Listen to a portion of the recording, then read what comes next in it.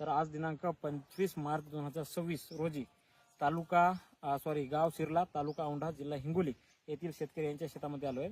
तर यांनी यावर्षी यांच्या शेतामध्ये ऑर्गॅनिक मल्टीप्लायरचा वापर यांच्या शेतामध्ये केलेला आहे. सेंद्रिय मल्टीप्लायरचा उपयोग यांच्या शेतामध्ये यांनी केलेला आहे. तर यांना यांचे कशा पद्धतीने रिझल्ट आले की दरवर्षी यांना कशा पद्धतीने उत्पन्न व्हायचं आणि या 2026च्या सालामध्ये इतर शेतकऱ्यांना काय उत्पन्न झालेलं आहे. कारण यावर्षी बऱ्याच शेतकऱ्यांना कन्सर्ट लागलेले आहे. कोणाचं उत्पन्न पाण्यामुळे गेलेलं आहे, तर कोणाच्या कोणकोणत्या पद्धतीने उत्पन्न गेलेलं आहे. पण यावर्षी यांच्या शेतामध्ये यांना कशा पद्धतीने रिझल्ट आले आपण थोडक्यात शेतकऱ्यांचे अनुभव विचारून घेणार आहोत. तर नमस्कार सर. फक्त जोरात आता बोला. सर्वप्रथम तुमचं नाव सांगा. मी संतोष मदन आंबोरे, राहणार सिरला, तालुका औंढा, नागनाथ, जिल्हा हिंगोली येथील शेतकरी असून तर यावर्षी तुम्ही तुमच्या शेतात मल्टीप्लायर वापरले.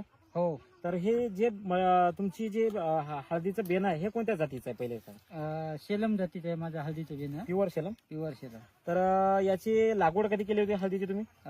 मी लागवड केली ती सर 1 जूनला. 1 जूनला. तर तुम्हाला मल्टीप्लायरची माहिती कुठून मिळाली आणि कधी मिळाली.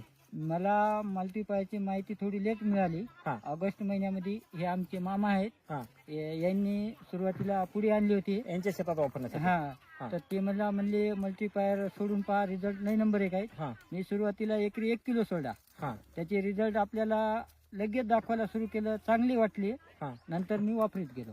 तर नंतर तुम्ही सुरुवातीला महिन्याला 1 किलो टाकलं, पण नंतर 20 दिवसाला 1 किलो याचा वापर तुम्ही केलेला आहे. तर म्हणजे आज आपण ज्या क्षेत्रात उभे आहोत हे 2 एकराचं क्षेत्र आहे. हो. तर जवळपास एकेरी काढणं झालेलीच आहे. हो हो. तर आज तुमच्या शेतामध्ये जेव्हा तुम्ही या पिकाला मल्टीप्लायर वापरलं होतं पिकामध्ये काय फरक जाणवले होते. पिकामध्ये नंबर 1 हिरवेगारपणा आणि तुमची कंदमाशी देणार नाही, तुमची सड लागणार नाही आणि 6 ते 12 पर्यंत फुटी प्रत्येक हळदीला होती. तर जेव्हा तुम्ही सोडला हिरवटपणा आला, पानाची साईज मोठी झाली होती. हो. पानाची गिरणी डार्क झाली होती. नंबर फुटव्याची संख्या वाढली होती. नंबर 1. पांढरी मुळ्याची वाढ झाली होती. हो हो. जे काय रोग राही तुमच्या पिकावर होते त्याला तुमच्या 100% त्याच्यावर म्हणजे त्याचा रोगराई न येण्यासाठी याचा तुम्हाला समाधानकारक रिझल्ट मिळाला होता. हो हो. समाधान. आज आपण तुमच्या शेतामध्ये हळद काढलेली आहे. 2 एकराचं क्षेत्र आहे.